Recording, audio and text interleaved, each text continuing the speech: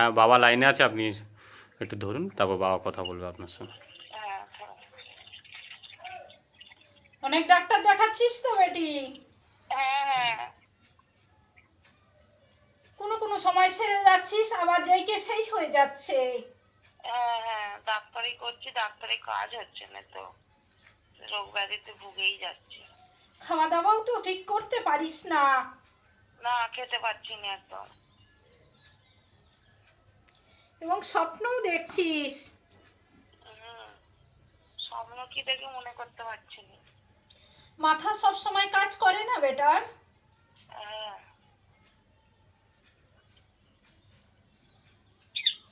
হাঁটা চলাও ঠিক মতন করতে পারিস না। না, না, হ্যাঁ, হাঁটাচলা করতে পারছি না, পা ভারী হয়ে যায়, ফুলে যাচ্ছে, মুখ হাত ফুলে যাচ্ছে। ডাক্তারের ওষুধ কোনো কাজ করছে না, যেটাই খাচ্ছিস যেটাই দেখাচ্ছিস সব অন্য রকম হয়ে দাঁড়াচ্ছে বেটিয়া। শত্রুতে কি করে রেখেছে? হ্যাঁ, দেখছে বাবা, দেখছে, লাইনে দেখছে, একটু ধরুন। বাবার কেন হচ্ছে এই সমস্যাগুলো? যত ডাক্তার দেখাচ্ছে কিছুতেই ভালো হচ্ছে না। শত্রু তো পিছনে রয়েছে বেটা, সব সময় অন্য রকম ভাবে কিন্তু এক কারসাজি করে যাচ্ছে। তার জন্যে জিনিসগুলো বেশি হয়ে যাচ্ছে।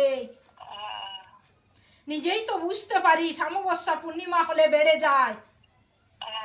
বুঝতে পারছি তো।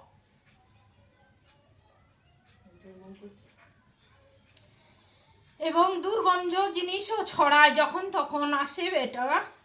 হ্যাঁ, উঠোনে যা বাস্তুতে ছড়িয়ে দিয়ে যায়, এটা সেটা কাজ করে দিয়ে যায়। খারাপ কাজ করে দিলে তখনই আমি বেশি ভুগি।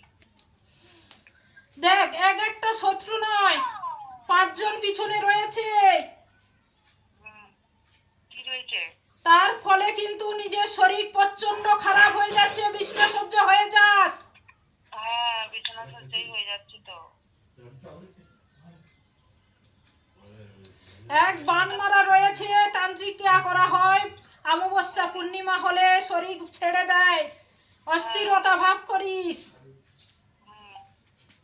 আমি আমি শনিবার দিনে যাচ্ছি, কিছু আসিস বেটি, আসলে সব ভালো হয়ে যাবে, এক পেয়ে দত্তা রয়েছে। অবশ্যই যাবো, ওই জন্যই তো একটু জেনে নিচ্ছিল কিছু যদি আয় বেটা, আসলে ঠিক হয়ে যাবি। ক্রিয়া করতে হবে, কাটান আছে এবং ঔষধ রয়েছে।